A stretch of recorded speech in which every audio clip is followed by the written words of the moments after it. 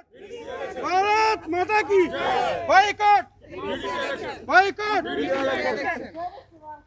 नमस्कार, जेके चैनल के Facebook live page में आप सभी का स्वागत है। आपने सुना कि ये डीडीसी इलेक्शन का बाइकआउट के नारे लगा रहे हैं। आखिर ऐसा क्या हो गया कि ये डीडीसी इलेक्शन को बाइकआउट करने की बात कह रहे हैं? कोई तो नाराजगी होगी, और क्या नाराजगी, इन्हीं लोगों से जानने की कोशिश करेंगे आखिर ये इलेक्शन को बाइकआउट क्यों कर रहे हैं। तो देशरतन जी, सबसे पहला सवाल, वोट हमारा अधिकार होता है और वोट के जरिए ही हम अपने उस नेता, हमने पंच या सरपंच या फिर बीडीसी इलेक्शन में जो डीडीसी इलेक्शन है उनको चुनते हैं। तो आप इस चीज़ का बहिष्कार क्यों कर रहे हैं? आपने सही बोला कि एक डेमोक्रेसी के लिए, एक जमहूरियत के लिए, कोई भी देश हो, कोई भी प्रदेश हो, कोई भी कम्युनिटी हो, वोट से ही हमारी सरकार बनती है, वोट ही हमारी गवर्नमेंट है, वोट ही पब्लिक का ताकत होता है, वोट ही डेमोक्रेसी है। लेकिन जब इस वोट का गलत इस्तेमाल किया जाएगा फिर उस वोट का कोई फंड नहीं रहता है, फिर उस इलेक्शन का कोई मतलब नहीं रहता है, इलेक्शन का कोई जिम्मेवार नहीं होता है, क्योंकि इस इलेक्शन में हमारा कोई कैंडिडेट नहीं होता है।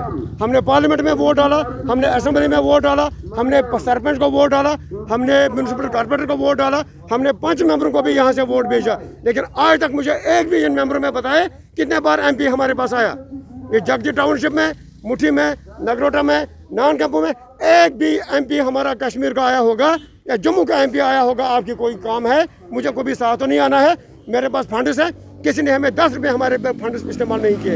एक भी हमारा MLA नहीं आया पिछले 30 सालों की मैं बात करता हूँ। ये हमसे सीधे सीधे लेखा जोखा करे। हम किसी भी चैनल पर इनसे बात करने के लिए तैयार है, हम झूठ नहीं बोलते हैं। हम इलेक्शन ज़रूरी है, डेमोक्रेसी ज़रूरी है, लेकिन डेमोक्रेसी को, इलेक्शनों को, वोट डालने को इन्होंने ड्रामा बनाया है, बिजनेस बनाया है। ये पैसे डालते हैं इलेक्शन जीतने के लिए, अगर 1 करोड़ डालेंगे तो 10 करोड़ रुपए कमाते हैं। इन्हीं पैसों से ये बिजनेस बनाते हैं, इन्हीं पैसों से ये पैसे कमाते हैं। ये इन्होंने धंधा कमाया है, ये डेमोक्रेसी के लिए इलेक्शन नहीं है, इसे हमारे कम्युनिटी को कोई फायदा नहीं है। इन्होंने हमको बेवकूफ़ बनाया 30 सालों में। अगर हम वोट डालेंगे, वो आज तक वोट मांगने नहीं आया।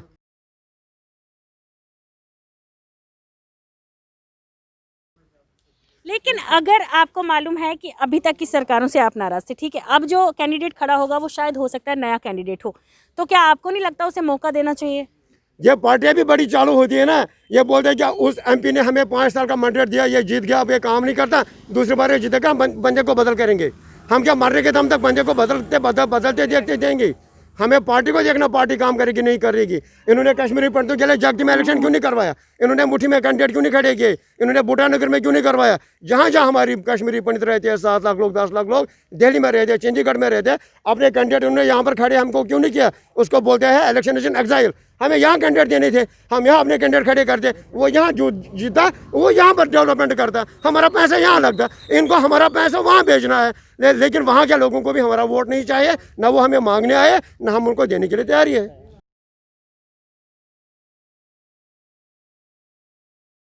तो क्या मैडम आप भी डीडीसी इलेक्शन का बहिष्कार करते हैं? हाँ, हम तो इलेक्शन के खिलाफ है, क्योंकि जब भी इलेक्शन होते हैं तो हमें पहले M फॉर्म भरना पड़ता था, फिर बड़ी सारी डिटेल्स होती थी, फिर हमारा वहाँ नाम ही नहीं होता था, फिर हमारे नाम गलत होते थे। एक तो ये चीज़, अब ये दूसरा लगाया इन्होंने डीडीसी इलेक्शन। मुझे मैम एक बात बोलिए, अगर डीडीसी इलेक्शन होने थे तो कम से कम यहाँ से एक कैंडिडेट खड़ा करना था जम्मू से। अब अगर कोई जम्मू से खड़े होता है तो उनको जाना पड़ता है कश्मीर में वो महीना भर रहते हैं, उसके बाद वो घर आ जाते हैं, ना वो हमारा काम करते हैं ना वो उनका काम करते हैं, बीच में वो पैसे खा लेते हैं। अगर यहाँ से कोई कैंडिडेट खड़ा होता, यहाँ पे रह के हमारे कितने भी मसले होते हैं वो हल करते। अब क्या वहाँ पे कोई कैंडिडेट खड़ा होता, वो तो हमें देखने भी नहीं आते हैं। क्या फ़ायदा हमारा डीडीसी इलेक्शन में वोट देने का? मुझे ये बताइए मैम। तो कहीं ना कहीं डीडीसी इलेक्शन का बहिष्कार, आपने सुना कि क्या कुछ कहना था इनका, क्योंकि इनकी एक भी जो डीडीसी इलेक्शन के बाद उम्मीद होती है, चाहे कोई भी इलेक्शन में खड़ा हो, पंच हो, सरपंच हो, उनसे उम्मीदें होती हैं कि उनके जो मूलभूत सुविधाएं वो उन्हें प्राप्त हो, लेकिन वो प्राप्त नहीं होती। और इसीलिए इन लोगों ने इस बार डीडीसी इलेक्शन का बहिष्कार किया है। और कब तक ये लड़ाई इनकी चलती रहेगी? जब तक इनके जो अधिकार हैं, मत अधिकार हैं, मौलिक अधिकार हैं, छोटी छोटी जो चीज़ें होती हैं वो बहुत ज़्यादा ज़रूरी होती है। अगर आप किसी गाँव या कहीं चले जाते हैं, अगर वहाँ की सड़कें नहीं होती, तब भी लोगों की जो नाराज़गी है वो सरकार से होती है। तो इनकी नाराज़गी आपने सुनी, ये बहिष्कार करते हैं डीडीसी इलेक्शन का। आपने देखा किस तरीके से ये लोग नारे लगा रहे हैं डीडीसी इलेक्शन को लेके कि ये डीडीसी इलेक्शन का जो है बहिष्कार करेंगे, आपने देखा। लेकिन सभी जानते हैं कि वोट डालना एक मौलिक अधिकार होता है। तो फिलहाल जेके चैनल में इतना ही। नमस्कार।